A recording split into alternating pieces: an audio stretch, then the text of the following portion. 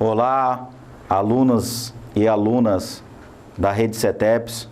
Sou o professor Carlos Hayashida, professor de Direito de Trabalho no curso Técnico em Serviços Judiciais.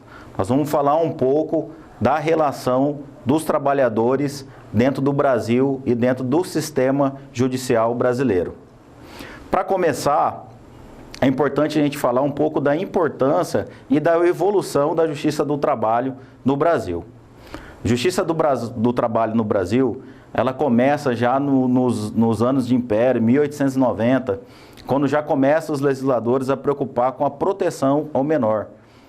De lá para cá, a gente começa a ver as relações dos trabalhadores, inclusive com os imigrantes, que começam a chegar ao Brasil, e eles são os primeiros operários a fazer movimentos operários, cobrando as melhores condições de trabalho aos seus empregadores.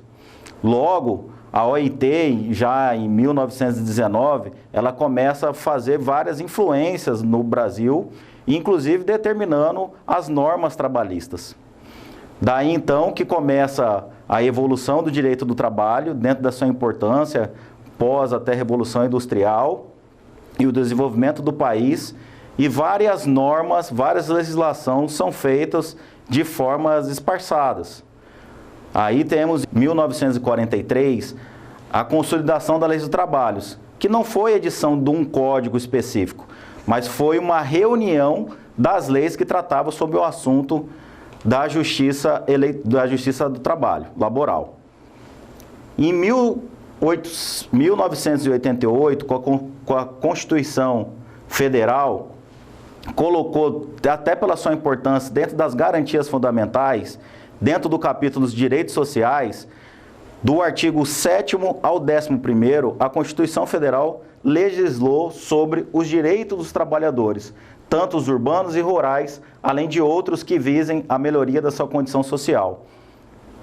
Hoje, passado a evolução, a necessidade de adequação, inclusive a modernização da legislação trabalhista, em 2017, o legislador, juntamente com o executivo, viu a necessidade de fazer uma grande reforma trabalhista, que é o nosso marco legal, que é a Lei 13.467, que a gente chama de reforma trabalhista. Essa reforma trabalhista, ela veio em consonância de uma modernização da legislação do trabalho, bem como uma certa flexibilização, uma vez que no Brasil ainda passa por isso uma grande quantidade de desempregados. Em 2017, na elaboração da reforma trabalhista, praticamente 15 milhões de brasileiros sem emprego. Então, para fomentar a abertura de novos campos de trabalho, houve a necessidade dessa reforma trabalhista. Logo em seguida, também tivemos uma lei importante, que é de 13.874, de 2019, que é a Lei de Liberdade Econômica, que ela mostra um pouco da evolução e da preocupação na abertura de novos trabalhos para a população brasileira, que antes era uma legislação praticamente protetora, e com essas últimas leis a gente já vê uma flexibilização muito maior do direito trabalhista. Isso é importante para a gente entender na onde estamos na legislação atual. Tanto que na época de pandemia agora a gente vê algumas edições de medida provisória do chefe do executivo, onde flexibiliza um pouco mais a relação de trabalho dentro de uma situação de crise. Para falar de direito de trabalho, antes de tudo, a gente vai conceituar, que é o quê? É o ramo do direito que rege as relações entre empregados e empregadores. Tem como objeto de estudo e atuação as normas jurídicas, as instituições jurídicas e demais princípios que regulam as relações de trabalho subordinado. Dessa forma, o direito do trabalho regulamenta a melhor organização e abrangência das leis empregatícias, de modo a assegurar a proteção do trabalho e do trabalhador. Então, a competência nessa justiça especializada, senhores e senhoras, é a relação de trabalho, tanto do trabalhador como do patrão. Ou, aqui a gente denomina, dentro do juridiquês nosso, empregado e empregador. Vários doutrinadores elencam vários princípios do direito do trabalho, mas aqui praticamente nós vamos se ater nos 4 principais, que é o nisso dentro da doutrina brasileira, que é o princípio da proteção, que esse princípio ele rege sobre a equiparação ou equilíbrio da balança entre a relação entre o funcionário e o seu patrão. Então, esse princípio, ele coloca o trabalhador, que logicamente ele está num plano de hipossuficiência, ele coloca dentro da justiça laboral uma relação de equidade. A justiça tenta garantir essa relação de equilíbrio entre as duas partes. E esse princípio da proteção, ele dá isso ao trabalhador. Por exemplo, no criminal que a gente tem indúbio pro réu, que a gente está acostumado a ver na televisão e vários professores falando, aqui na Justiça do Trabalho, em dúvida pró trabalhador. E lógico que o ônus da prova, na maioria da comprovação do litígio, dos conflitos que surgem na Justiça do Trabalho, esse ônus cabe muitas das vezes para o empregador, que é para o patrão ou pela empresa. O princípio da irrenunciabilidade dos direitos. Esse princípio é extremamente importante, principalmente nas questões de direitos assegurados pelo trabalhador. Esse princípio garante que o trabalhador ele não possa renunciar, então acaba sendo uma proteção. No caso, por exemplo, de uma crise que se tem, que há necessidade do empregador, da empresa, de dar continuidade ao trabalho, né? Trabalhar mais do que a jornada de trabalho dele pede, ou dele se eximir de uma férias, ou de um intervalo, ou de algum outro direito do trabalho, tanto constitucional ou infraconstitucional, aqui garante que o trabalhador ele não renuncia. Mesmo até documentalmente, por exemplo, haver a coação do empregador falando para o trabalhador, olha, você vai ter que abrir a mão das suas férias, por exemplo. Mesmo ele assinando o documento, abrindo mão daquele direito, ou do salário, esse em princípio garante que não, que mesmo sobre coação, mesmo sobre assinatura, declaração, o trabalhador ele não pode renunciar ao seu direito. Isso daí, mais para frente, eventualmente na Justiça do Trabalho, isso daí garante que a gente reveja algumas situações que até tem documento de prova, mas a verdade que já vem em cima do terceiro princípio, que é o princípio da primazia da realidade. Então, esse princípio, juntamente com os demais, ele garante que a verdade prevalece em cima de tudo na Justiça do Trabalho. É exatamente nesse sentido que eu já estava falando para os senhores sobre a renunciabilidade. Mesmo que tenha um documento formal que comprove a situação, mas a situação ela não é real, ela não é verdadeira, e diante de instrução processual, na oitiva de testemunhas, e a testemunha comprova, por exemplo, o controle de jornada. O trabalhador todo dia no controle de jornada, ele coloca lá no ponto dele que ele entra às 8, mas na verdade ele entra às 7. Esse princípio da primazia da realidade garante que a verdade real prevaleça. Então é o que aconteceu de fato na situação, e não no documento.